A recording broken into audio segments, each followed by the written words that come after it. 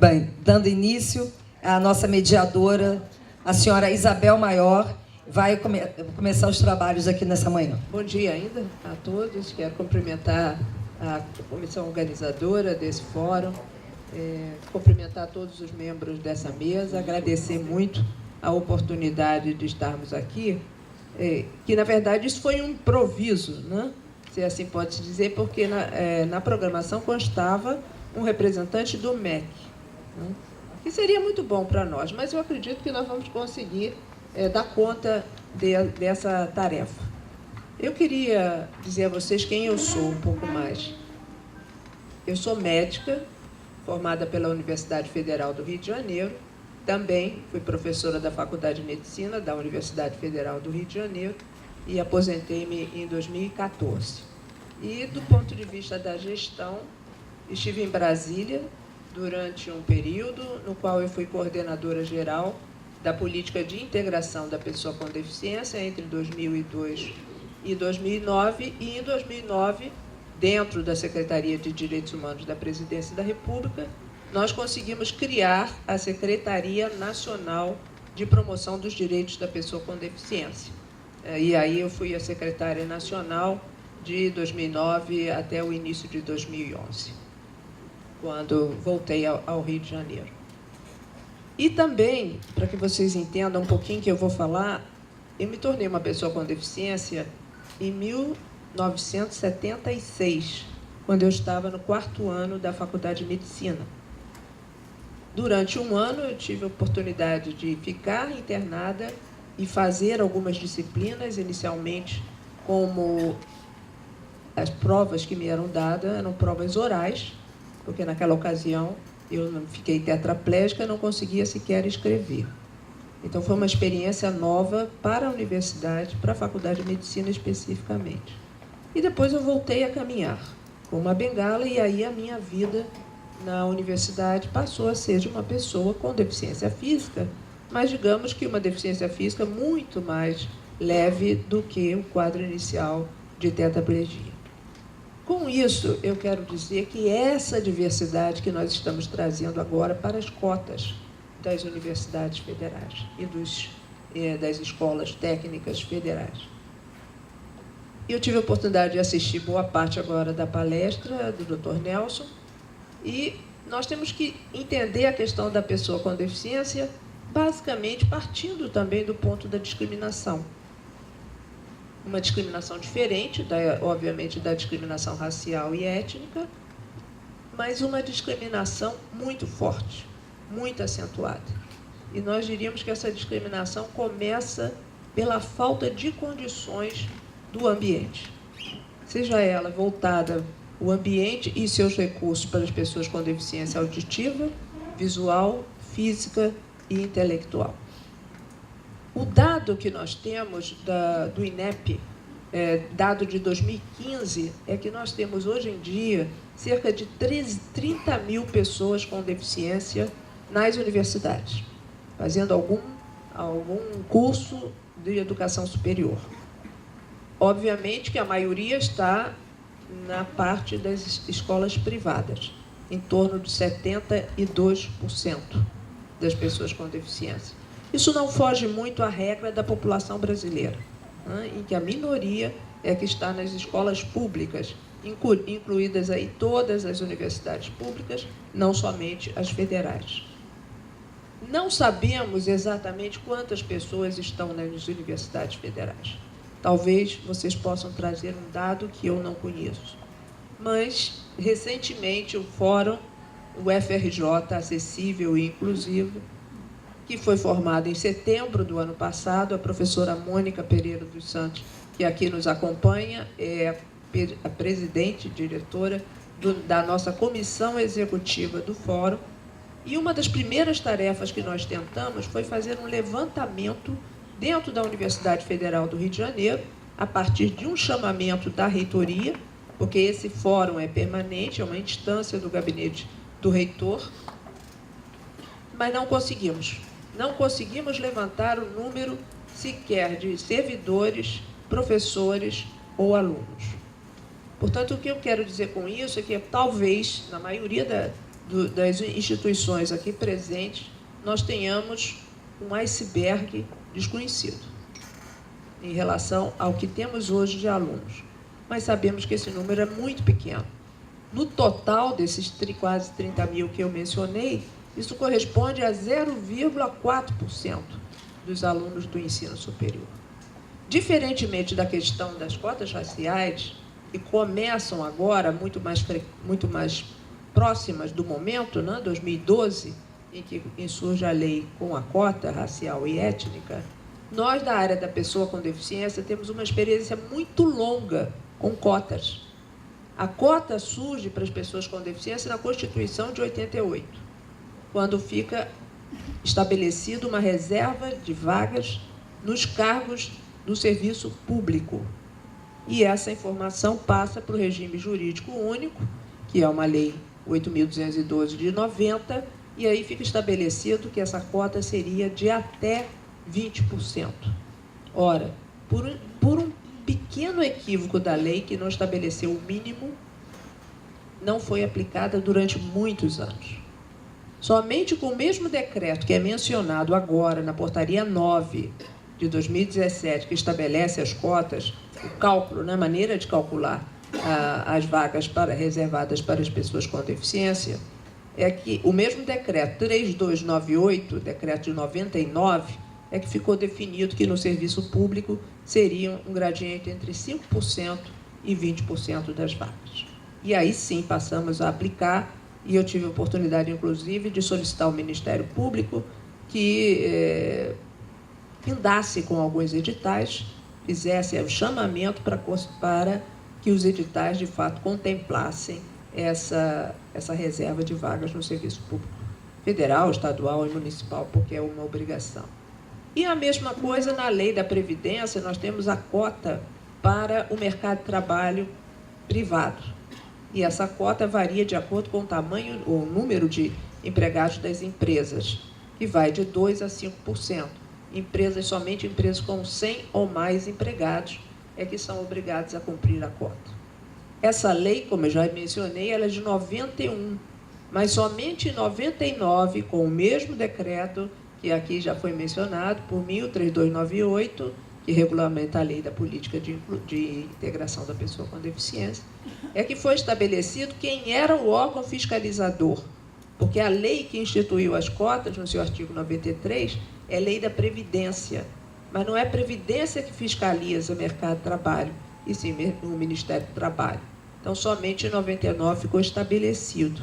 E bem mais adiante, em 2005, entre 2005 e 2007, é que a RAIS, acredito que conheçam, né, é o relatório das informações sociais dos empregados brasileiros, do mercado formal, somente a partir daí que a RAIS passou a computar o número de pessoas com deficiência dentro da cota de mercado de trabalho formal.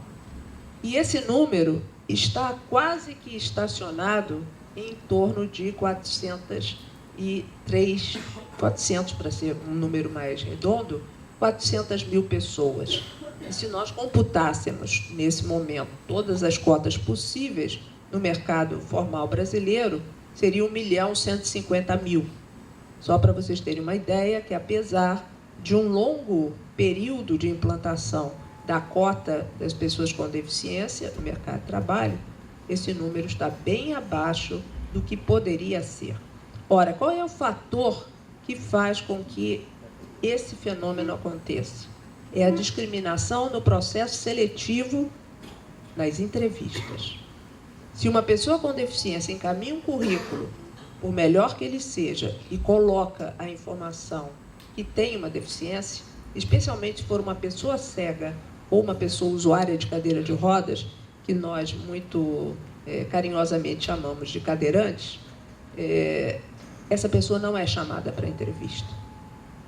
A contrapartida é o fato dela não colocar a informação sobre deficiência e ela será chamada para a entrevista, mas o impacto nessa entrevista, imediatamente ela percebe que será preterida, ainda que possua todas as qualificações, competências e habilidades para a tarefa do emprego.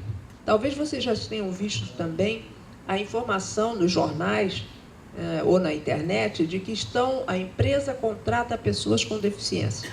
Obviamente que é para cumprir a cota.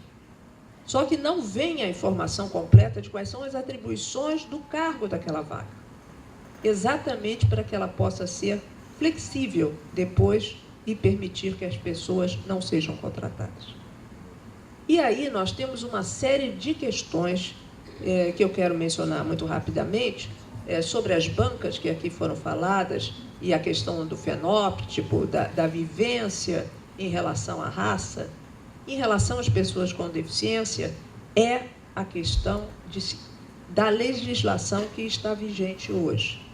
Nós vamos entrar com um paradoxo na questão da reserva de vagas nas universidades.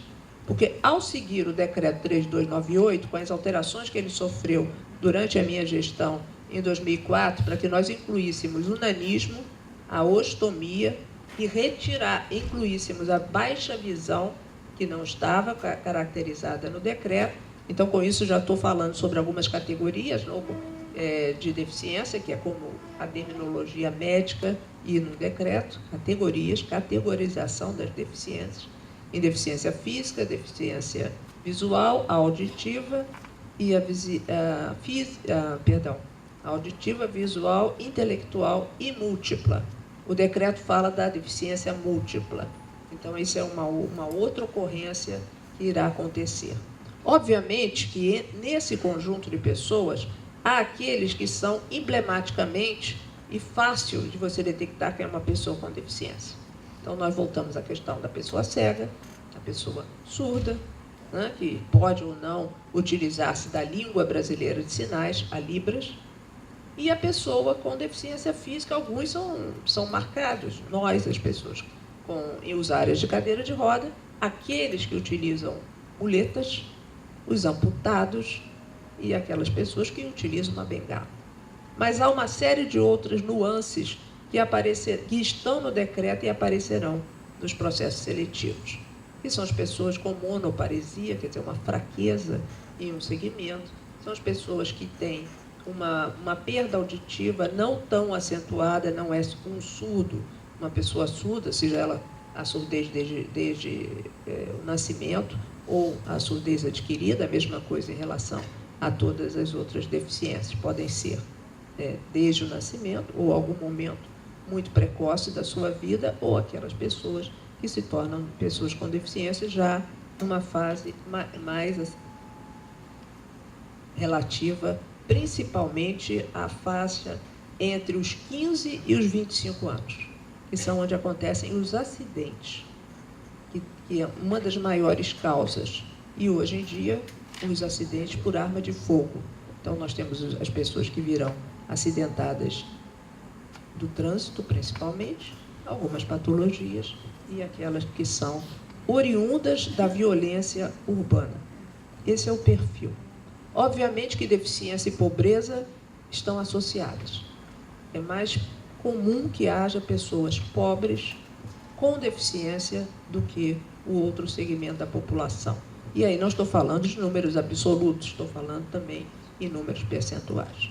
Ora, nós vamos enfrentar com essa questão da cota para as pessoas com deficiência o que nós chamamos de uma tripla discriminação. Porque hoje já se enfrenta nos processos seletivos e depois nas bancas a questão da condição socioeconômica e a questão racial e étnica. Agora nós vamos sobrepor o traço, a situação de deficiência.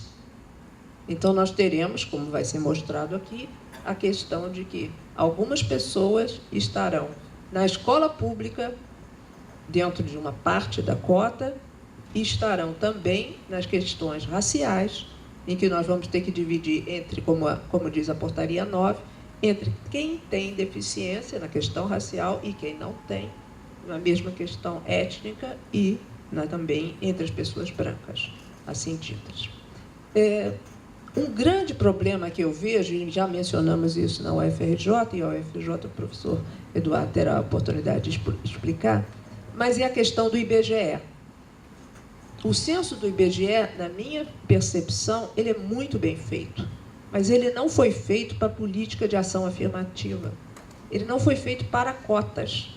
Portanto, as pessoas que hoje são consideradas pessoas com deficiência para o mercado de trabalho, que serão as mesmas que serão consideradas para as cotas da universidade, elas não são esse conjunto de 23,9% da população, como diz o IBGE. Isso é muito importante, esse grande número, quando nós falamos, por exemplo, em acessibilidade ao meio. E a acessibilidade vai ser um traço essencial para a permanência das pessoas com deficiência nas universidades. E posso afirmar que as nossas universidades estão completamente despreparadas para receber as pessoas com deficiência. Em especial, não talvez na área física, porque, bem ou mal, não é, Lucília?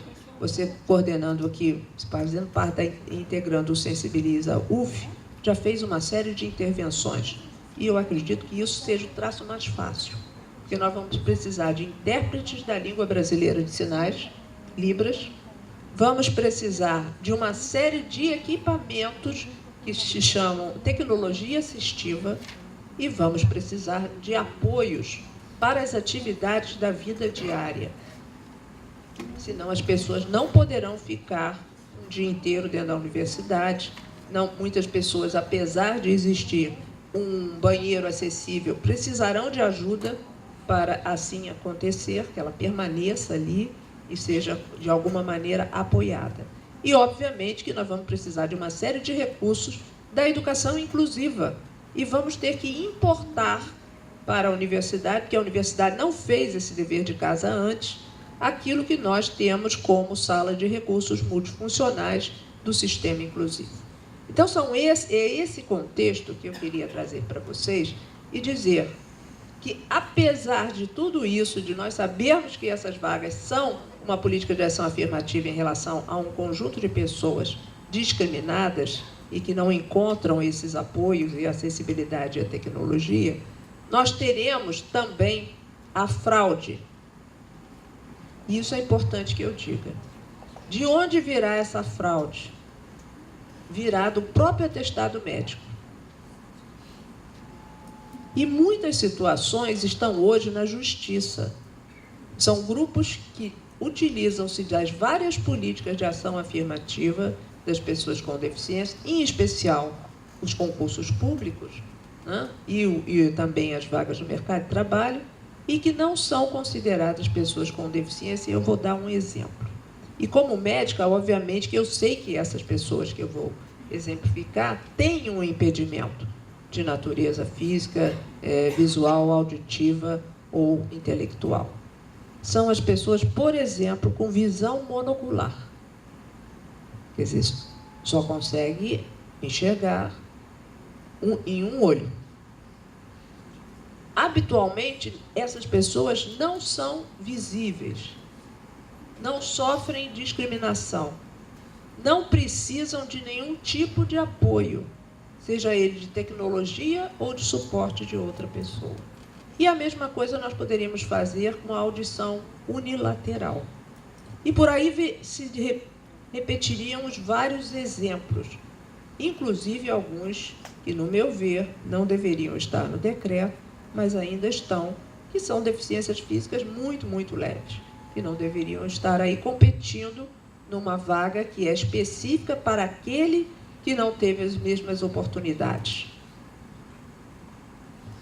Precisamos ter um critério para avaliar as pessoas.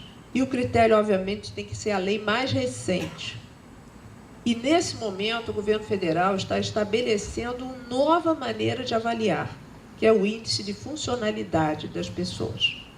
Infelizmente, como ele não está pronto, é por isso que vai ser aplicado ainda o conceito de atestado médico com o CID e a informação dentro do decreto. E o que essa banca terá que fazer no momento? Avaliar, ter o decreto em mãos e ter o atestado para ser avaliado. Não há como se fugir disso, porque senão nós estaríamos invertendo a própria lógica da ação afirmativa que é proteger aqueles, dar a oportunidade, equiparar a oportunidade daqueles que tiveram que vencer uma série de barreiras ao longo de toda a sua vida estudantil. E por isso chegam à universidade em menor número. E por isso abandonam a universidade, porque não encontram desde o transporte até o intérprete de língua brasileira de sinais. Esse contexto, eu acredito que, de alguma maneira, poderá nos auxiliar para que não incorramos em uma série de erros e para que essas vagas não se transformem numa disputa judicializada. Porque a possibilidade disso acontecer é grande, porque haverá uma corrida, em especial, daqueles que conseguem chegar à educação superior e que, portanto, em grande parte, podem não ser as pessoas com deficiência da qual a lei trata.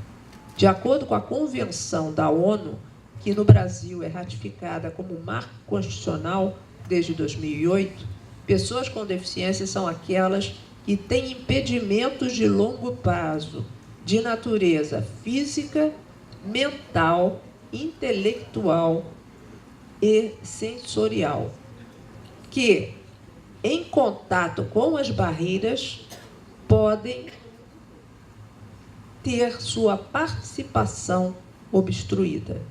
Esse é o conceito de pessoa com deficiência. E é com isso que nós devemos, isto em mente, é que nós devemos pensar naqueles que ocuparão a cota. Gostaria de passar a palavra, primeiramente, para a professora do Paraná, Laura, que vai nos colocar agora a par de todas as informações mais específicas desse processo seletivo. Bom dia, quase boa tarde. É um prazer estar aqui, né, na mesa, mas, ao mesmo tempo, a gente sabe do quanto seria importante. Se nós tivéssemos um representante do MEC, nós teríamos inúmeras perguntas hoje para fazer. Mas, enfim, ele não está aqui, a gente vai tentar, de alguma forma, trazer o debate. Ontem eu já coloquei algumas questões. A Universidade Federal do Paraná já tem essa banca de verificação há 9 anos, eu coordeno essa banca, a gente tem a vaga suplementar, né, que agora vai ser substituída pelas cotas, e tudo que a professora Isabel colocou, enfim, já facilita muito a fala da gente, né, e, de fato, uma das questões que cada vez eu tenho mais certeza é da importância dessa banca, porque recebemos inúmeros atestados falsos, recebemos inúmeros candidatos que não tinham deficiência, uma confusão também da própria sociedade, do que é deficiência, do que é doença mental, do que é dificuldade de aprendizagem. Então, candidatos com dislexia, com TDAH, com esquizofrenia, uma série de outras situações, também procurando a vaga suplementar à época, então, da Universidade Federal do Paraná. Essa nossa banca, ela foge de ser uma perícia médica, né? Ela é uma banca que é também pedagógica. É importante a gente conhecer quem são os nossos futuros alunos, né? Muitos deles serão nossos alunos que estarão na banca. Então, é uma forma também da universidade já ir se pensando e se organizando para as possíveis demandas que chegarão. Quanto aos membros da banca, a gente tem feito com um pedagogo, com um psicólogo, sempre um médico, um profissional da saúde da área, né, da pessoa que tem deficiência. A gente classifica a banca nos dias pelas deficiências. Geralmente trabalhamos de 3 a 4 dias até então, né? Não sabemos como é que vai ser a partir de agora, mas também, como a professora Isabel já comentou, nós também sabemos que esse número, esse percentual do IBGE, ele é irreal para a população real com deficiência, né? E por isso que um outro aspecto muito importante é que esses critérios e esses cuidados eles sejam tomados no edital do vestibular, porque é importante que a gente deixe bem claro quais são e quem são essas pessoas, né? Os sujeitos dessa cota.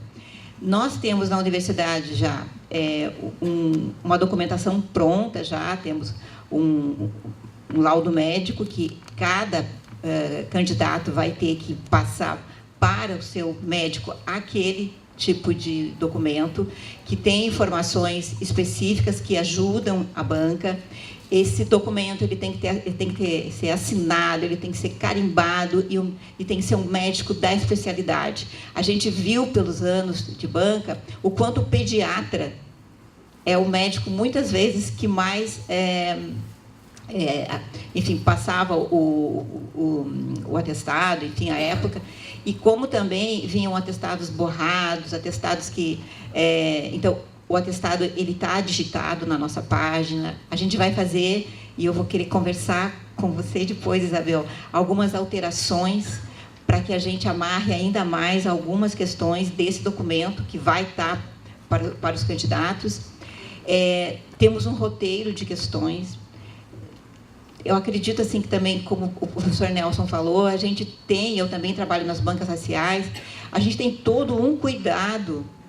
E, com o tempo, esse cuidado é até tão naturalizado, né? Cuidado com o candidato. Por mais que ele não tenha deficiência, por mais que ele seja um branco na nossa frente, a gente tem que ter, sim, toda uma estrutura para fazer essa cara de paisagem, que ele disse, né? Então, a gente teve muitas situações de candidatos que chegaram a dizer assim para a gente: se vocês me passarem aqui, tudo bem, eu vou lá para a Universidade X, que também tinha um percentual de reservas, lá não tem banca, e lá eu entro. Então, a gente vê que a questão também de uso indevido, ela já vem sendo recorrente também nessa área.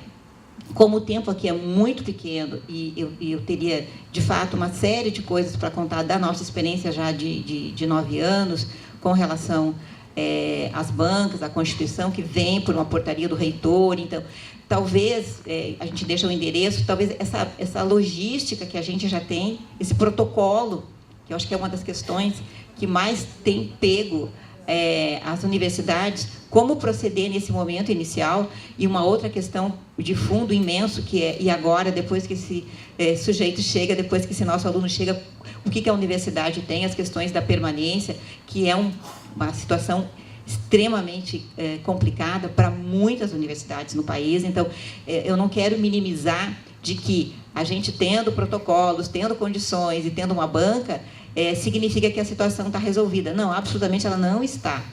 Mas, se a questão aqui é a gente iniciar discutindo o acesso, o que a gente pode contribuir nesse momento? Passar para algumas universidades um pouco dessa experiência que a gente tem, que documentos a gente tem, que resoluções a gente tem, como é que essa banca se estrutura, quais são os documentos que a gente usa. Eu tenho feito várias videoconferências também, para várias universidades do país, tenho feito muitas viagens, conversando com as futuras comissões, e a gente tem aprendido muito, né, porque são realidades bem diferentes. Então, a banca não pode ser uma camisa de força, ela vai ter que ser adaptada à realidade da universidade. E assim, nós temos, na universidade, hoje, 168 pessoas com deficiência. O índice de evasão é praticamente zero. Esse sujeito, ele chega na universidade, esse sujeito que eu falo com todo respeito, ele chega na universidade com uma história tão carregada, tão forte, eles não desistem. Raramente eles desistem. Então, a gente tem pouquíssimas circunstâncias, o enfrentamento, né? Eles já vêm prontos para o enfrentamento, eles não desistem, eles lutam com, enfim, muitas adversidades. Hoje, a gente sabe que, por conta do programa Incluir, muitas universidades já possuem os núcleos de acessibilidade, os núcleos de... os núcleos... controle, dá uns 10 minutos aí. Os núcleos de apoio às pessoas com necessidades especiais, que serão, da mesma forma que o NEAB hoje é a grande referência que a gente tem dentro das universidades para discutir a questão das cotas raciais, os núcleos de acessibilidade, os NAPNs das nossas universidades, eles vão ter que ser vistos de uma forma muito especial nesse momento.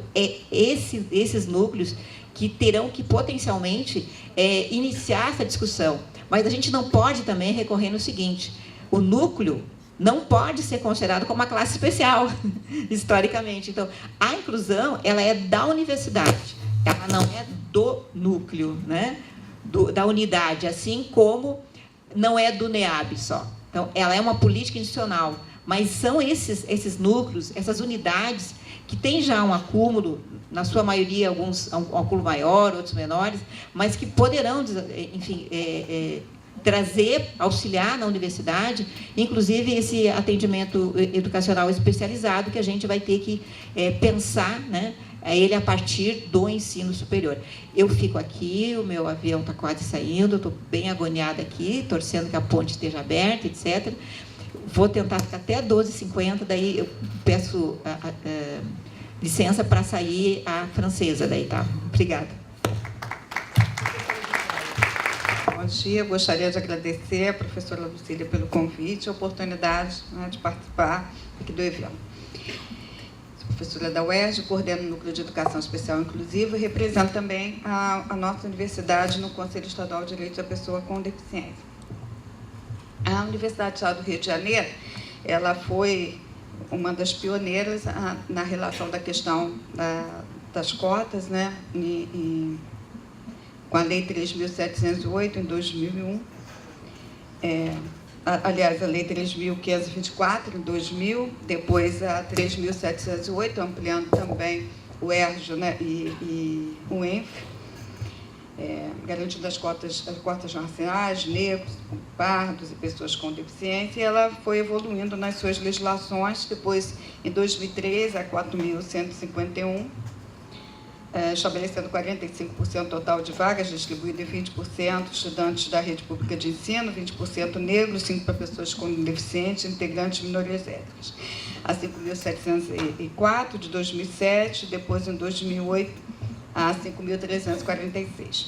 Em 2013, foi criado um programa, o ERJ Acessível, com o objetivo, porque nós falamos do acesso, mas a permanência que é um nó fundamental, né? A permanência, sobretudo para o público-alvo da educação especial, para os alunos com deficiências, os suportes necessários. Então, foi criado um grupo de trabalho, o ERJ Acessível, no sentido de identificar as necessidades, para que os próprios alunos nos colocassem as necessidades de suporte. Nós temos um programa de extensão, que é o programa Rompendo Barreiras, e foi criado na universidade por uma professora com deficiência física, a professora Glória Chape, e esse programa, com o apoio de editais, né, de editais da FAPERJ, nós temos os materiais e as tecnologias, temos impressora Braille, temos softwares adaptados, Aladim para aumento de tela, para o acompanhamento de alunos com deficiência visual. No âmbito do consórcio CEDERJ, onde também a nossa universidade se faz presente, aqui no Rio de Janeiro, eu faço parte de uma comissão também para estudos e propostas para a inclusão de alunos com necessidades especiais no consórcio.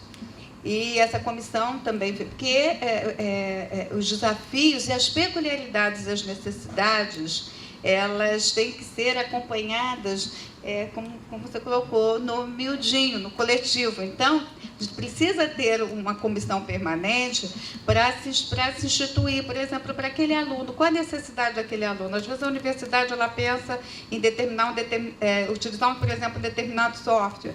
Nós tivemos uma aluna, por exemplo, uma aluna cega, e que precisava do software JAWS. Então, por que especificamente aquele software era o melhor, o que rodava melhor para os seus programas? Tivemos um aluno também da geografia, que hoje, né, meu mestrando, defendendo agora, cego, que também ele precisava de um software mais específico para que pudesse ter uma leitura mais próxima. A gente pode imaginar a questão, né, de um aluno cego precisando lidar com a questão, né, de mapas, sensoriamento remoto.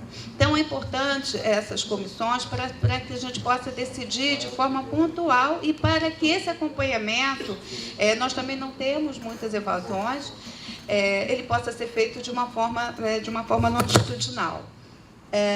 por exemplo, no consórcio CEDERJ, nós percebemos que nós precisávamos, no polo, a presença de um tutor para um apoio mais específico para o aluno, na medida em que o ensino à distância ele prevê uma necessidade maior de autonomia do aluno, mas, em contrapartida, o aluno com deficiência ele vai precisar, né, de suporte. Temos também, hoje, alguns profissionais nossos cursando o mestrado, que a professora Helena falará muito bem, para estudar métodos e tecnologias para suporte, né? Que é uma outra demanda, né? Tecnologias de audiodescrição, tecnologias de produção de material didático acessível. Então, esses são também os nossos desafios, não só também, né, como gestores de instituição, mas também como professores que somos e pesquisadores, né? Como gerar ciência, produzir uma ciência para que a gente possa produzir o material, né, materiais de qualidade e o acesso de qualidade. Eu gostaria de pontuar em relação à questão da Lei 13.409, que reflete a questão da reserva de vagas para pessoas com deficiência nos cursos, né, de nível médio e ensino superior, que há que se fazer um diálogo muito de perto com algumas legislações, com a própria Lei Brasileira de Inclusão, né? A gente não pode deixar de tratar essa lei não tratando a partir dos princípios da Lei Brasileira de Inclusão, que é um legado, né, de direitos, de todos os tratados de direitos, não só internacionais, mas das legislações brasileiras, na garantia das pessoas com deficiência. E já, né, de princípio, a própria Lei Brasileira de Inclusão ela já define quem é essa pessoa com deficiência, né, surgiu aqui na mesa, né, que são as pessoas com impedimento de longo prazo de natureza física, mental, intelectual ou sensorial. E também ela traz uma questão inovadora, que é a questão da barreira, quer dizer, no processo da interação com o meio social e no processo que essa pessoa se depare com as barreiras, ela vai ter ou não as suas condições, né, ter igualdade de condição. Então, esse conceito é um conceito fundamental, né? Não só pensar a questão da deficiência no sujeito, mas a questão das nossas deficiências, né? Das deficiências das barreiras dos espaços físicos, das barreiras nos espaços comunicacionais, nos espaços atitudinais. Em relação atitudinal, porque a gente pensa logo, né, na questão da inclusão do aluno com deficiência, né, nas rampas e nos acessos. Mas tem uma outra questão também, dialogando com um dos princípios, né, uma das propostas da Conferência Nacional de Direitos, né, da Pessoa com Deficiência, o CONAD, que incluiu no artigo, agora não interessa ficar falando nos números de artigos, a preparação do professor nos cursos de licenciaturas do ensino superior, nos mestrados e doutorados, com disciplinas sobre a questão da pessoa com deficiência. E também um outro desafio nosso, que nós também formamos, né? Nós somos gestores, nós somos pesquisadores e nós somos também formadores. Então, nós formamos a nova geração de professores, que daqui a pouco estarão também nas universidades exercendo o seu papel docente. E a colega do Paraná colocou muito bem, a questão não são os núcleos, né? Os núcleos de acessibilidade, eles têm que existir, os setores, mas a inclusão é um processo de todos. Então, não adianta estar lá discutindo lá no núcleo de acessibilidade, se aí aquele professor, né, no que eu digo, humildinho da sua sala de aula, né, no fechadinho da sua sala de aula, ele vai querer avaliar de uma forma tradicional. Ele vai querer entregar um texto em tinta para um aluno cego, entregar nas mãos, aí ele se vira com um colega. Não, o que eu costumo dizer, a pessoa com deficiência chega à universidade, ao mestrado e doutorado, e magicamente ela não se cura. Ela vai trazer com ela a sua condição. E às vezes eu escuto dizer, chegou no mestrado, ele se vira, chegou no doutorado, ele se vira, chegou na graduação. Então, esse ponto também, né, pensarmos, né, numa estratégia de inclusão para atender a legislação, mas que não tenha só o foco, né, no aluno. Que a barreira atitudinal, ela é a pior. Às vezes eu não tenho aquele material que é caríssimo, eu não tenho, mas eu tenho lá um professor na sala de aula, que certamente ele vai fazer a diferença. todos nós sabemos isso, que nós podemos fazer a diferença na vida de um aluno nosso, e sabemos o quanto muitos de nós estamos aqui, terminamos os nossos mestrados e doutorados, mas temos aqueles professores que fizeram a nossa diferença, né? A diferença na nossa formação. Então, é fundamental fazer esse processo. Sem fazer um processo interno de discussão, a gente realmente não avança. E um outro ponto, que aí também o tempo da questão da lei brasileira, né, também de inclusão, a Isabel já até apontou, que são os suportes. Também a gente imagina imediatamente os suportes tecnológicos, as barreiras, mas nós temos outros atores importantes no cenário, que são os profissionais de apoio pedagógico, que a Lei Brasileira de Inclusão define esse profissional de apoio pedagógico como aquele profissional que vai acompanhar o aluno nas suas atividades de vida diária. Né? Nós vamos imaginar, por exemplo, um aluno que ele não tenha uma autonomia motora para utilizar, né, para o uso do banheiro, para o uso... Ótimo se ele tem um amigo, sem dúvida, a gente quer caminhar um dia para uma sociedade que, né, que tem os amigos, mas ele tem direito de ter, porque ele também tem direito de ter a sua privacidade, né, resguardada. Então, ele precisa desse profissional. As pessoas não podem, e eu digo inclusive para professores, que eu tenho colegas que trabalham na universidade e às vezes ficam com dificuldade para utilizar um banheiro porque eles não têm um profissional de apoio. Então, nós temos que ter outros atores na universidade. A questão dos intérpretes de Libras, a questão dos orientadores de mobilidade, dos intérpretes de códigos adaptados. Então, tem uma série também de novos profissionais que vão precisar estar também nas universidades para que esse processo de inclusão venha acontecer. E deixando aqui que já o tempo também, e aí é só para a gente pensar um pouquinho, a gente, no Brasil a gente trabalha assim, com o conceito de pessoa com deficiência, né? E o conceito de pessoa com deficiência eu já fiz a leitura, mas a gente trabalha a nível educacional, Ministério da Educação, se vocês forem na Lei de Diretrizes e Bases, né? Capítulo 5º, e as suas revisões, o público-alvo da educação especial. Então, aluno com deficiência é público-alvo da educação especial, mas não é todo o público-alvo. E a gente esquece, às vezes, quando nesses debates de inclusão no ensino superior, de lembrar dos alunos com altas habilidades e superdotação. Nós temos uma legislação, que é 13.000, que recomenda, né, uma legislação de 2015, que recomenda programas de identificação de alunos com altas habilidades e superdotação no ensino público e também nas universidades. Nós ainda também não conseguimos avançar ainda, né? Talvez em um seminário ou em fóruns para que a gente possa discutir, que é a Lei 13.234 de 2015.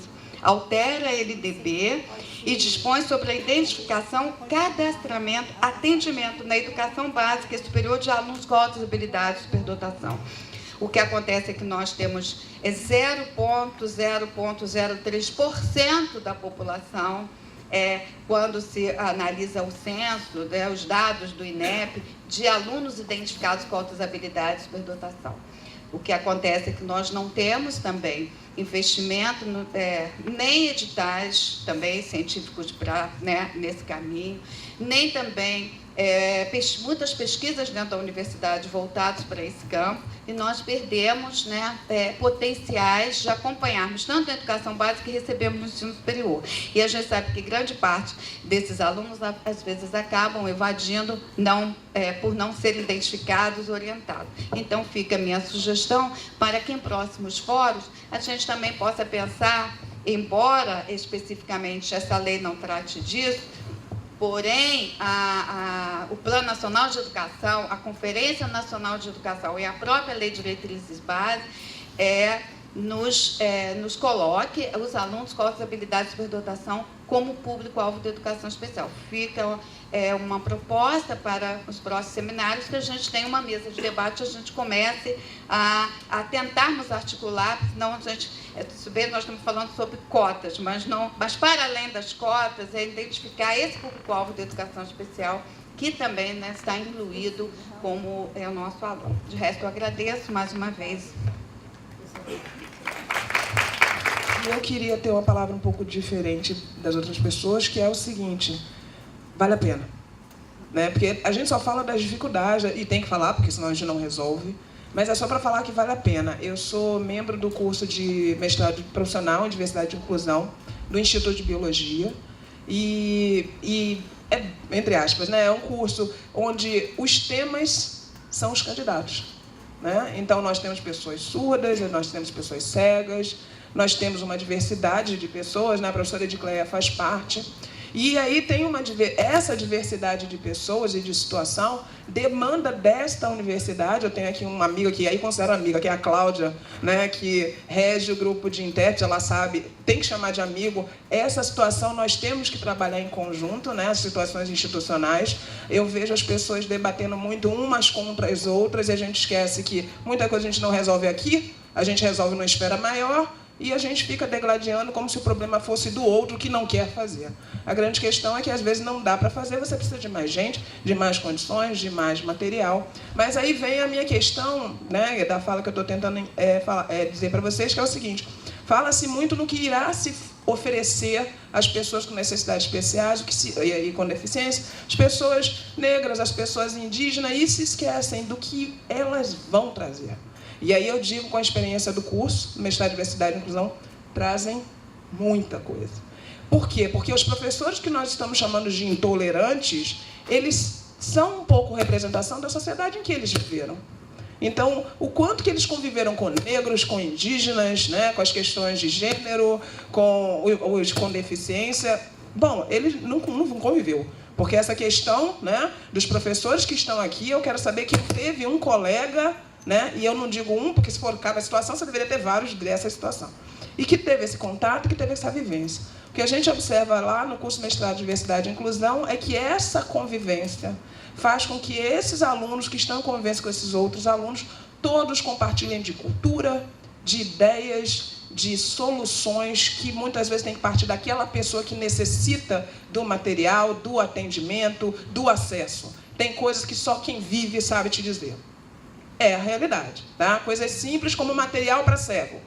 Primeira ideia que a pessoa tem, tem que ter, né? Não é no tato, tem que ser diferente. Vamos pegar 5 tipos de lixa e fazer o material? Barato, qualquer professor em qualquer lugar vai comprar isso.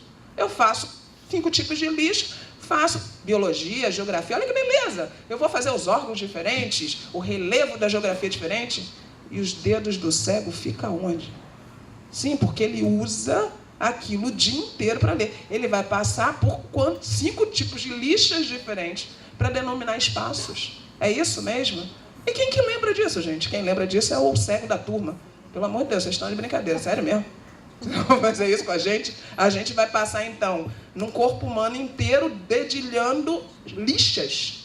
Vocês estão entendendo como só quem está lá passa a contribuir com essa visão? Então, não é só estamos dando oportunidade a todos, a toda essa nova turma e esse novo ambiente que está sendo criado. No caso do mestrado de Diversidade e Inclusão, nós temos já primeiro aluno, né, o primeiro candidato com a maior nota, um cego. Entre os 10 melhores, surdos. E aí, nada, gente. Mas também, pensa bem, a cega tem mais uma hora. Até você. Você realmente está preparado para fazer uma prova onde alguém lê para você?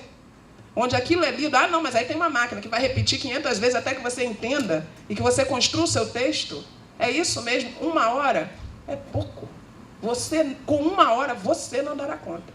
E você exige que ela dê conta, ainda questiona a capacidade dela de chegar em primeiro lugar. Então, por quê? Porque não temos a vivência. Então, eu não vou demorar muito, porque eu acho que os gestores aqui têm muito mais a falar, mas a minha fala vale a pena, dá trabalho, e que precisamos encontrar soluções em parceria. Não somos inimigos, os gestores não são nossos inimigos. Eu acho que nem lá em cima são nossos inimigos, porque a gente tem um monte de lei atrapalhando muita coisa. Tem muitas vezes que você não pode simplesmente criar o concurso, concorda? Por exemplo, eu sou membro do mestrado de Diversidade e Inclusão. Vocês acham que um curso de mestrado profissional deveria ter um intérprete somente com ensino médio? Ué, eu vou dar mestrado, gente. O nível é mestrado. A gente tem aula de neurociências. Os sinais não existem, tá? Só para dizer para vocês. O pessoal, o intérprete, fica lá, né? Literalmente fazendo um samba para poder explicar as coisas que não tem a palavra. Só para vocês entenderem. Sinal para eles é uma palavra. Não tem a palavra, eles vão ter que dar o jeito dele enquanto o professor está tocando. E esta pessoa que tem que fazer esse milagre só tem o ensino médio. Ué, Helena, simples, contrata com mestrado. Primeiro que para você achar essa criatura, né? Segundo que atualmente a universidade, por exemplo, não tem código de vaga para isso. Então, nem que ela queira, nem que o meu reitor tenha toda a boa vontade, esse código não existe para essa função. A culpa é dele, então, né? Má vontade, custava ele criar um código de vaga. E desde quando é reitor que cria código de vaga? Ele tem que ir a Brasília, ir lá, nananã, e explicar essa história inteirinha para alguém que desconhece todo esse cenário, para ver se convence o cara a abrir. Ó, tá vendo? Então, fica mais fácil que a gente ficar aqui reclamando que o nosso reitor, pô, pelo amor de Deus, porque não... A gente tem que conhecer o sistema e ver o que a gente pode ajudar. Mas vale a pena. Tá certo? Obrigada. Primeiramente, bom dia. Boa tarde, né? E eu gostaria de agradecer imensamente o convite. Eu vou tentar ser bem breve, porque eu penso que vocês também devem estar ansiosos pela discussão e porque nós já tivemos aqui tão brilhantes explanações que... Para quem vem ficando depois, sobra pouco, eu só queria fazer aqui algumas reflexões. Eu queria agradecer o convite em especial por ser uma pessoa que atua no campo da assistência estudantil. E eu acho que isso é uma questão a ser posta aqui. Nós devemos conversar mais entre nós, não é? As pessoas que trabalham na assistência estudantil, na graduação, porque sozinhos é pouco provável que a gente consiga achar uma solução razoável. Quero aqui agradecer a oportunidade de ter ouvido a palestra que nos antecedeu com o professor da UNB, muito bem-vinda no momento onde as universidades públicas vêm sofrendo uma onda conservadora e uma onda assustadora de manifestações racistas. E racismo é crime, não tem discussão. Se pode discutir as cotas, as formas de inserção. Mas crime é crime. E nós, como pessoas que estamos dentro das instituições públicas, temos por obrigação nos colocar e nos antepor a esse tipo de realidade.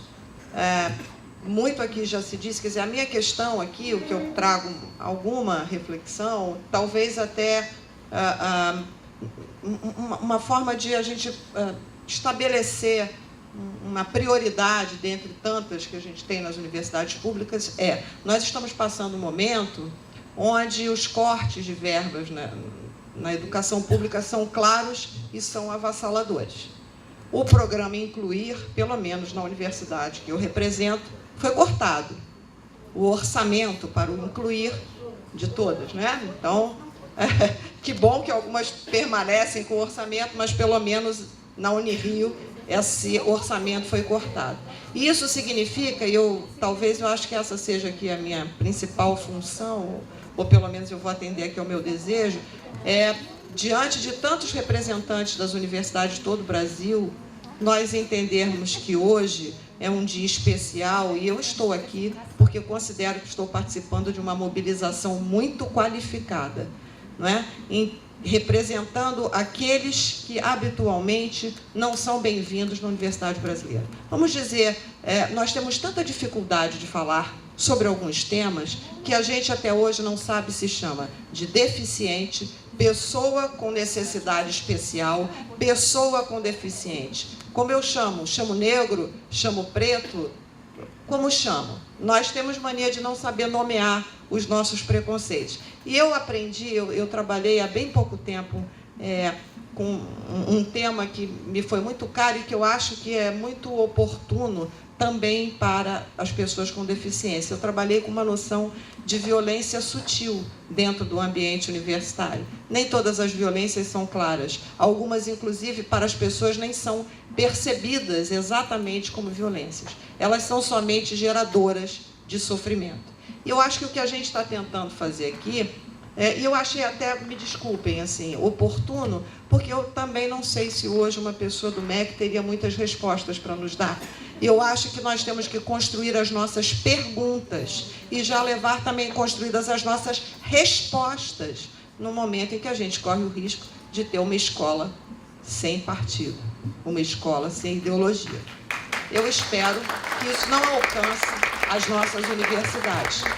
Quero dizer também que é muito importante a gente falar da persistência das pessoas. E eu falo aqui dos deficientes, dos estudantes pobres, dos estudantes negros, até porque quando você consegue juntar isso tudo num único indivíduo, eu vou dizer para vocês, é difícil pra caramba.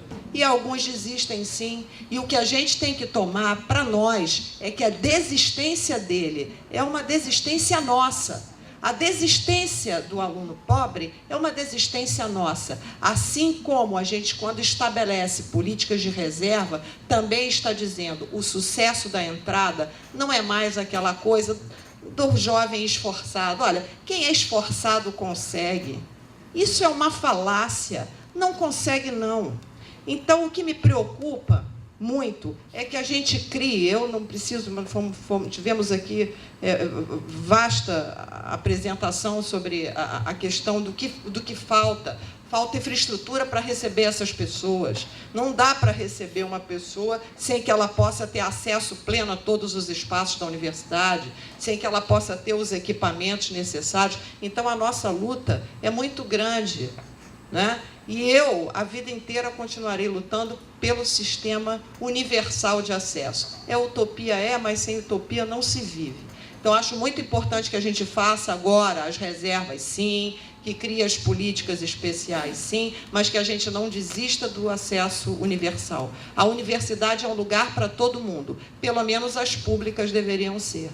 Temos dificuldades, sim, porque durante anos as universidades recebiam estudantes, e eu falo aqui não só pela questão social, mas em especial pelos estudantes deficientes. A gente criou uma cultura que a universidade recebia uma determinada classe social, que já vinha com tudo mais ou menos arrumado, já falava inglês, e essa realidade mudou.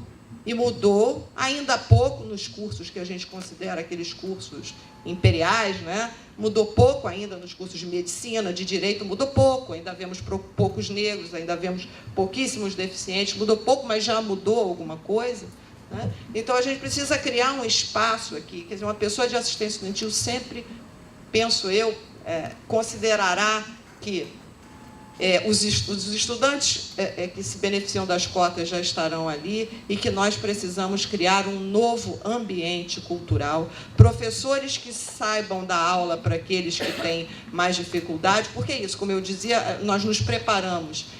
Inicialmente, a universidade tem esse histórico, né, de receber o aluno meio pronto. E o aluno que não está pronto é que é o desafio do professor, né? É que nos faz professor, e não repetidor ou cobrador de repetição. Só se constrói conhecimento se a gente tiver também, minimamente, uma relação de afeto para estabelecer com esses indivíduos. Então, eu fico muito feliz, eu sei que eu posso contribuir pouco, talvez a minha contribuição seja de dizer que nós precisamos nos reunir mais vezes, que nós precisamos nos encontrar mais vezes, para falar dos nossos sucessos, para falar das nossas experiências, mas para criarmos estratégias de sobrevivência, que nesse momento eu acho assim, fundamental que a gente faça por uma educação pública, gratuita, laica e de qualidade. É com essa reflexão que eu espero contribuir com vocês e agradeço muitíssimo a oportunidade de estar aqui com essa mesa tão brilhante. Um grande abraço, muito obrigada pelo convite. Gente, boa tarde para todas e todos, né? Eu queria agradecer o convite de participar dessa mesa. Desculpe a chatice de falar da questão do tempo, mas é que a gente precisa usar o máximo possível o tempo disponível. 10 minutos é um latifúndio, dá para... eu queria começar dizendo que esse ato aqui, esse evento se realiza num dia em que há uma série de manifestações por todo o país, uma greve geral, eu queria dizer que eu apoio o que está sendo colocado como motivador da greve geral, que é a luta contra as reformas trabalhistas da Previdência, reformas que nos atingem diretamente, né? Nós do Sistema Federal estamos com os nossos orçamentos cortados em 30%, estamos com o Programa Nacional de Assistência Estudantil claramente insuficiente, nós temos 1.800 alunos na UFRJ com perfil PNAS que não recebem as bolsas, e toda semana no Conselho de Graduação vem alunos dizer que não vão continuar os seus estudos porque não tem o mínimo recurso financeiro para se manter, para pegar o ônibus, comprar o livro, etc, etc. Então, a situação é muito grave. E também vivemos um ambiente em que há uma ofensiva conservadora, como a professora colocou, as pichações contra os negros, contra os LGBT estão nos banheiros e nos muros da universidade. Nós precisamos nos mobilizar quanto a isso, contra todas as formas de violência, inclusive a violência acadêmica, porque há discriminação nas salas de aula, há discriminação nas atividades cotidianas acadêmicas. O segundo ponto, eu queria dizer que nós somos a favor da política de inclusão, das políticas afirmativas. Foi um acerto essa adoção, mudou a cara da universidade, que está um pouco mais próxima da cara da sociedade brasileira. Somos a favor dessa cota para estudantes portadores de deficiência, não sei se esse é o melhor termo, mas vamos usar ele, pessoas com deficiência.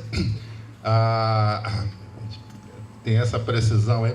Somos a favor, é importante dizer isso, porque muitos colocam essa questão como um problema, né? Nós achamos que é um bom problema de como trabalhar para incluir, de fato, essa parcela da população. Lá no contexto do nosso Fórum Nacional de Pró-Reitores de Graduação, nós fizemos uma manifestação para a Associação Nacional dos Reitores, a ANDIF, os dirigentes, né, das instituições de ensino superior, fazendo uma crítica à forma como essa política foi implementada. Ela foi implementada com o SISU em andamento, né, já tinha havido a primeira etapa, agora vem a segunda etapa, os alunos são os mesmos, então a regra foi mudada com o jogo em andamento. Também com o prazo muito exíguo, nós tivemos algo como 15 dias para implantar no sistema, isso aí para fazer as normas de procedimento de matrículas. E nos posicionamos também quanto aos números, que nos parece que a conta é errada.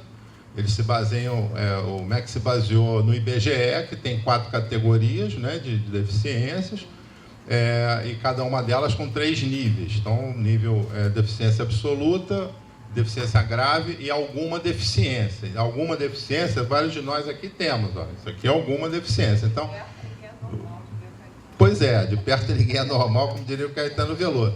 Então, é um erro, esse número na nossa conta está exagerado, são 24%, né, incidindo sobre a cota de escola pública, dá 12% do total.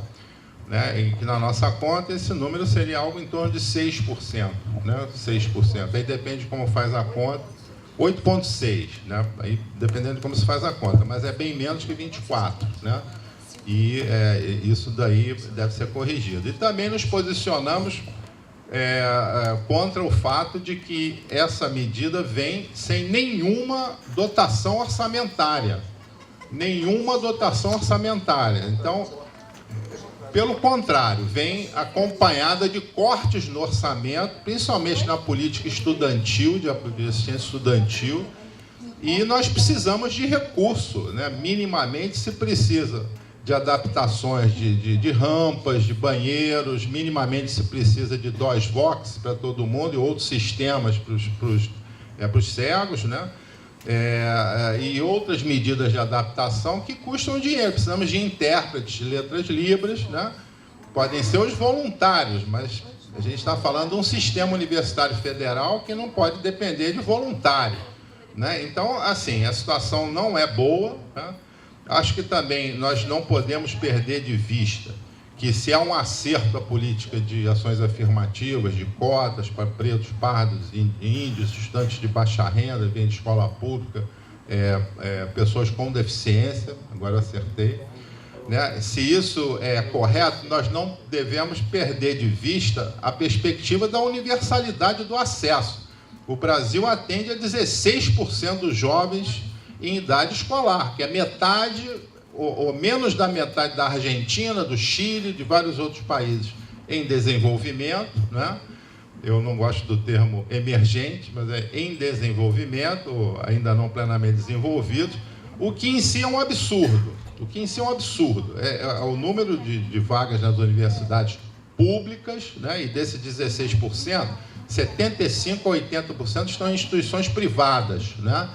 Então, não podemos perder de vista essa luta, porque nós precisamos, no mínimo, dobrar esse número, no mínimo dobrar, e, com isso, atender a uma parcela maior, caminhando para a universalidade, porque eu acho que esse é um direito básico de todos os cidadãos, ter acesso à universidade, e à universidade pública. Então, também temos que defender aqui, nesse fórum, em todos os fóruns, a importância de nós termos a universidade pública, isenta, que seja capaz de dizer à sociedade o que é melhor para o futuro da sociedade, sem nenhuma pressão de interesses privados menores.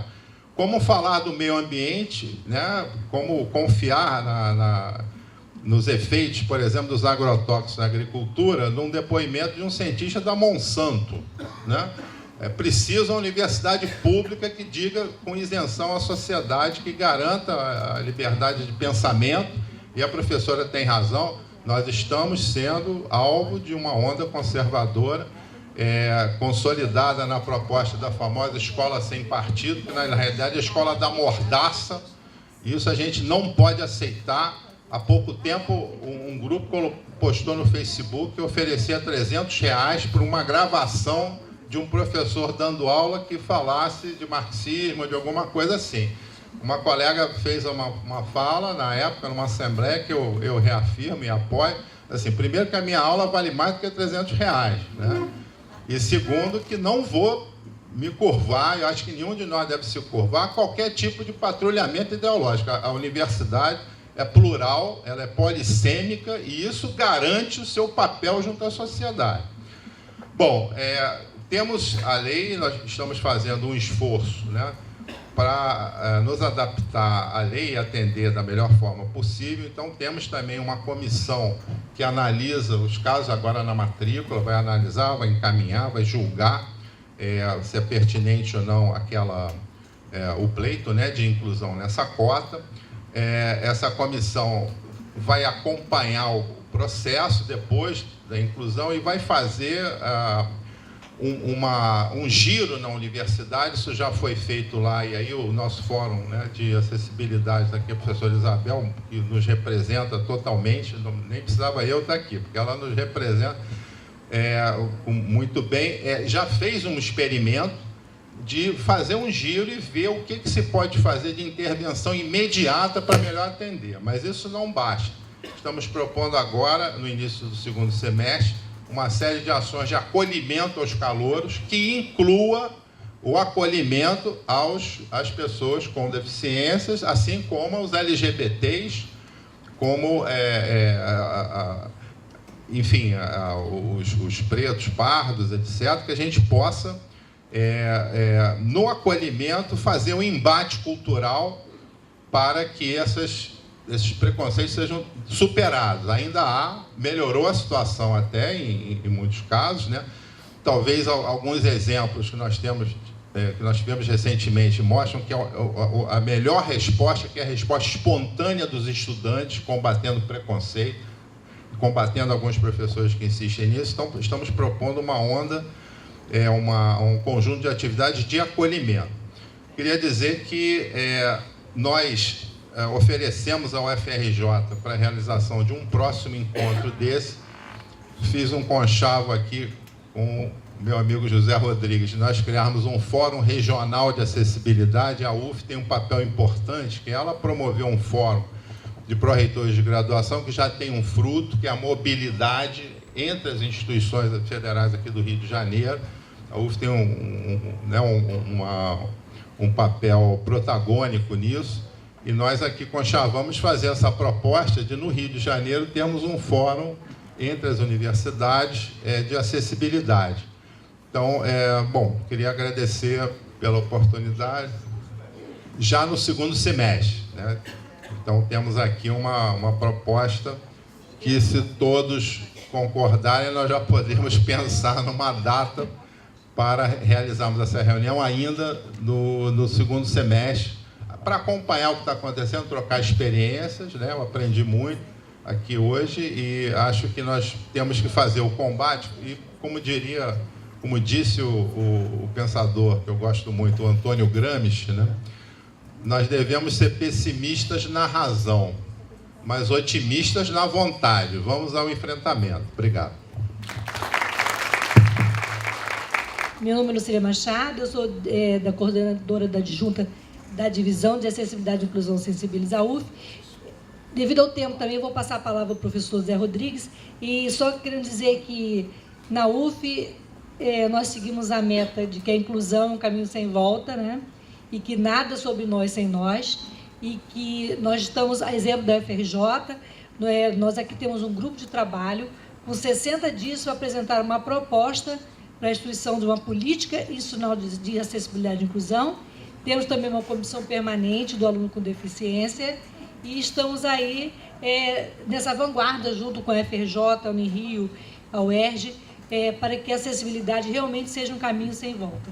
E o professor Zé Rodrigues vai falar um pouco aí da história e da posição da UF hoje no cenário. Nós temos 149 alunos com deficiência, graduação, pós e à distância, e 39 servidores com deficiência, professores e funcionários. Luiz Antônio, parabéns aí pela condução do evento, né? Eu acho que, infelizmente, pelas agendas da gente, não deu para ficar continuamente aqui, mas os cacos de participações que eu tive, eu fiquei muito feliz. O NB sempre me surpreendendo de maneira positiva o trabalho, né? E também muito bom, porque deu um pouco uma tranquilidade e um alívio, né, a nós aqui, que passamos por essa situação agora, nesse primeiro semestre, e sem conversa, fizemos literalmente o que vocês fizeram lá, estão fazendo lá, mas foi muito difícil, está sendo ainda muito difícil, né, porque vencer barreiras não são fáceis, né, mas enfim, acho que foi até fácil um pouco para mim, porque como eu sou um tosco engenheiro, é mais fácil que a gente vai dando cabeçada e vai passando, né? Mas a dificuldade foi bem grande, mas também acho que o êxito de ter tido esse sucesso deixou a equipe da Prograde muito feliz por estar fazendo a coisa certa, por estar cumprindo, não só cumprindo com a lei, que já isso é obrigatório, mas fazer a coisa certa, acho que foi a coisa que mais gratificou a gente e fez com que todos os problemas, as dificuldades para superar ficasse em segundo plano e a gente vencesse. Eu queria dar um destaque o seguinte, aí o nosso espírito é o espírito da Helena, quando ela falou aqui, que a gente não quer falar de problema, não é problema, para a gente é central para a gente na universidade, de ver a universidade reproduzindo, né, a sociedade, reproduzindo o que a sociedade é.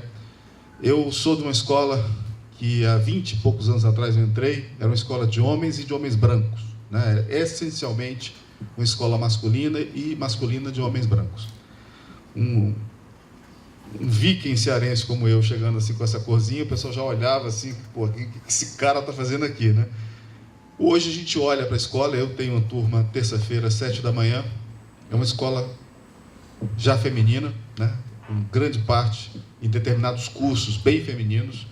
Com isso, trouxe um novo frescor enorme para a nossa universidade, principalmente para a nossa escola. Nós temos agora um curso de desenho industrial que trouxe outra realidade, gente, o cabelo azul, amarelo, vermelho, a gente olha assim, ainda se estranha, porque pelo conservadorismo ainda da escola, mas mostrando um pouco como a nossa escola, como a nossa universidade, de certa maneira, está mudando e está criando essa matiz bem interessante. E essa questão de ser inclusiva, ser acolhedora e ser plural é fundamental. E a gente não quer perder isso em hipótese nenhuma.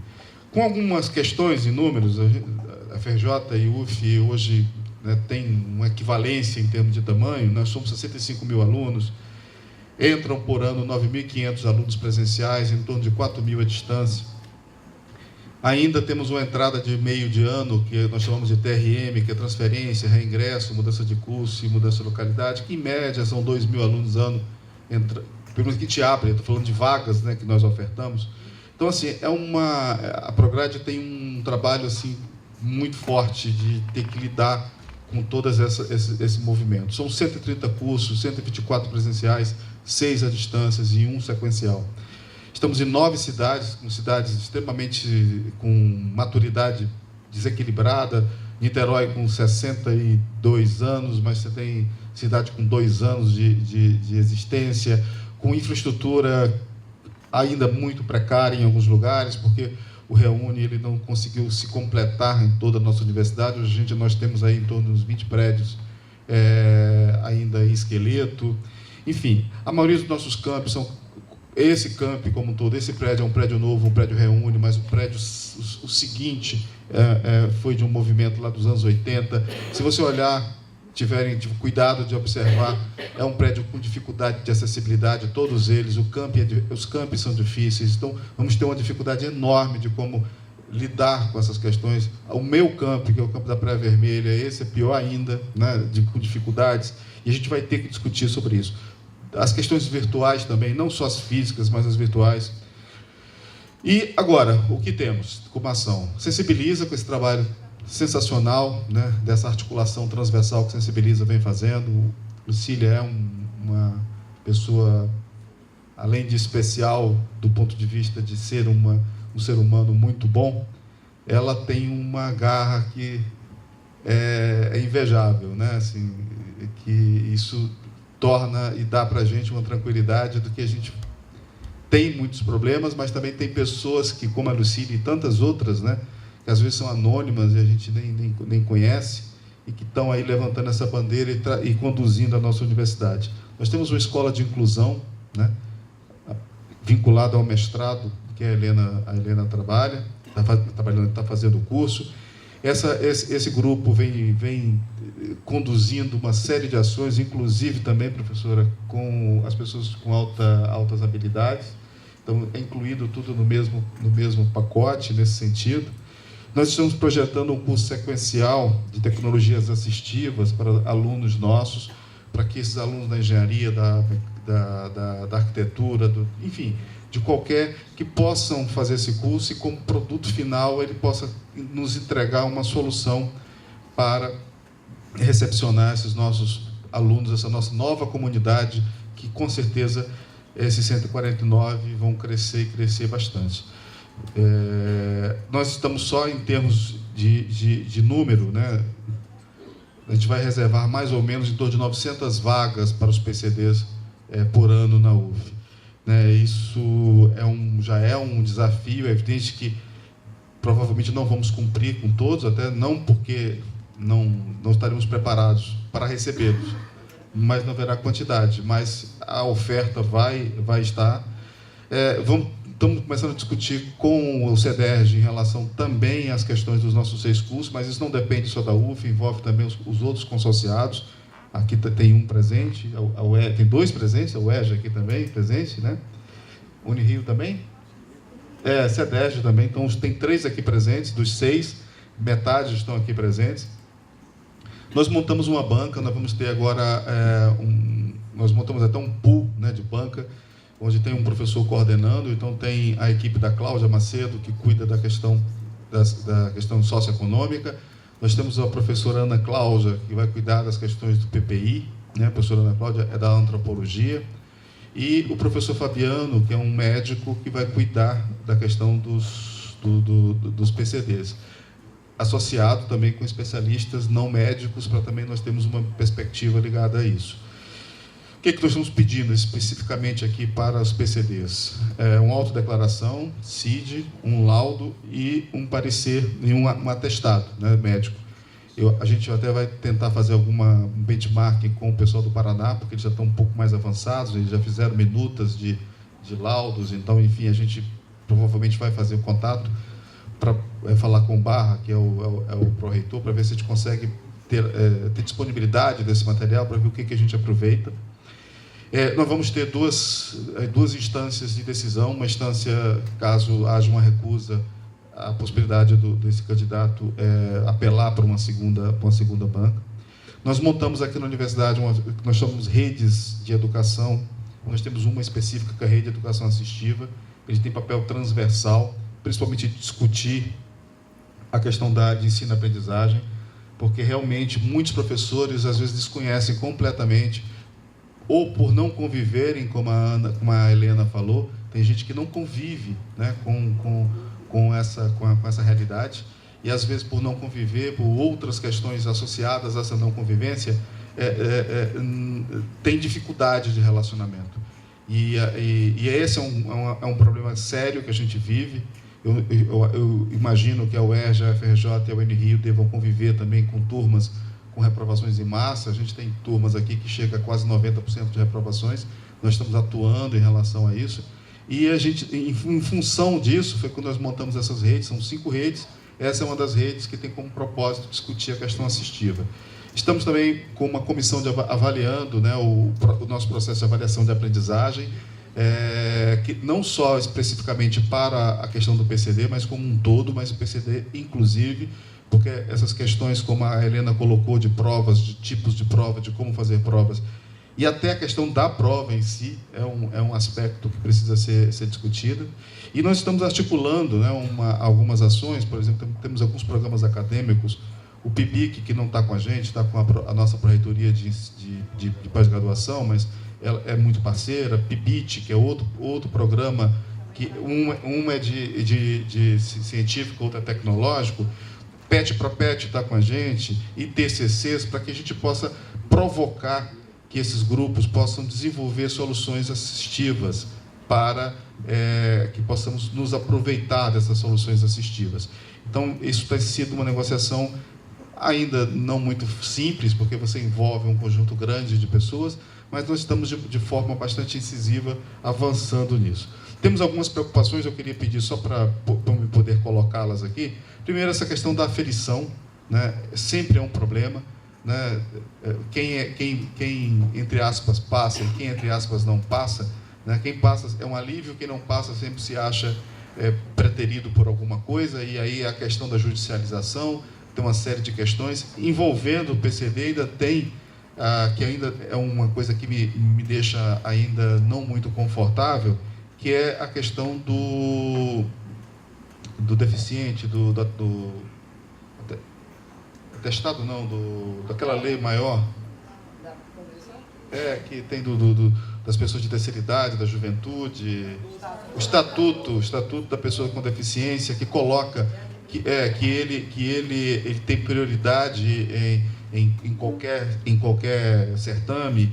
Então, essas questões nós estamos discutindo com a nossa Procuradoria para nos cercar de mais informações sobre isso. Tem as questões situacionais também, que a professora Isabel bem colocou, que às vezes está ali uma pessoa que teve inúmeras, foi uma guerreira para chegar até aquele momento. Então, por uma questão muito técnica, você não considerar ou considerar. Então, essa preocupação ainda me deixa bem apreensivo. A gente vai ter que aprender com esse certame de agora, com os erros que provavelmente cometeremos e os acertos e assim por diante. Falta de profissionais, eu já tive com o nosso pró-reitor de pessoas, nós acabamos de ter um concurso e eu falei para ele, o próximo concurso a gente vai ter que repensar, porque eu acho que a gente vai ter que buscar outras formações, principalmente a questão de acompanhantes para cegos, enfim,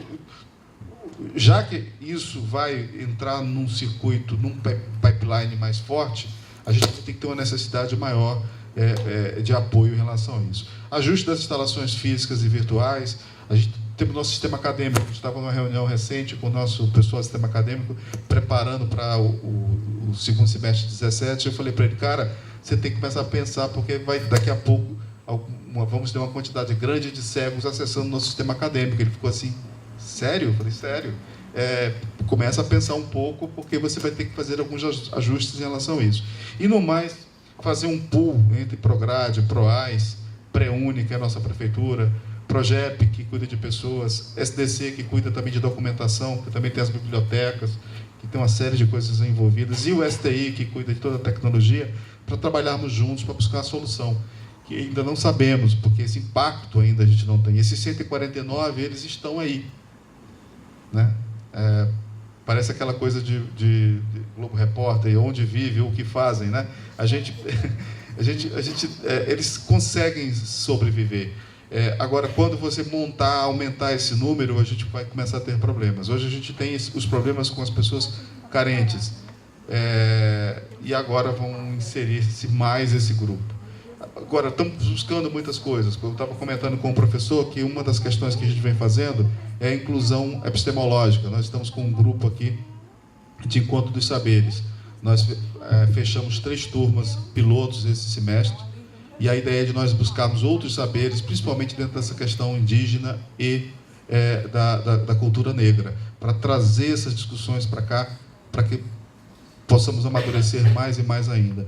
Também é uma questão que a gente vai ter que também articular, a questão dos PCDs, que tem toda uma dinâmica e toda uma lógica específica. Enfim, os desafios são grandes, eu não digo problemas, sim desafios, mas eu tenho certeza que a gente vai conseguir superar. A Universidade Brasileira é forte e ela conseguirá, mesmo com todos esses problemas, mesmo que dinheiro nosso, agora que eu soube, está saindo para pagar passaporte, mas tudo bem, não há problema, a gente vai sobreviver, né, e vamos conseguir ter sucesso.